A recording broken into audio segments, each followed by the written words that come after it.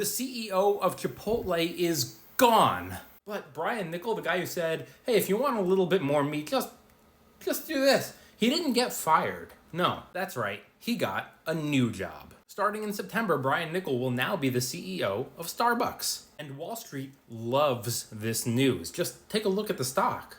Wall Street sees this as a major blow to Chipotle. The stock is down 7%. And I know what you're thinking. He did a good job at Chipotle, but what about the portion sizes? What about the outrageous pricing? What about the revenue? In 2020, they did just under $6 billion in revenue.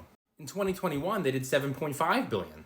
In 2022, $8.63 billion. And in 2023, almost $10 billion in revenue. Brian Niccol used to work at Taco Bell, and he kind of revolutionized the company. When he announced that he was going to Chipotle, the stock skyrocketed because they were like, wow, if he could turn around Taco Bell, what's he going to do to Chipotle? And you saw the revenue.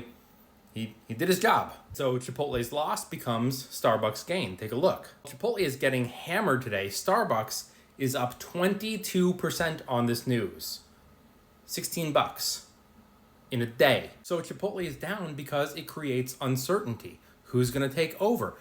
As of right now, it looks like their COO is going to be the interim CEO.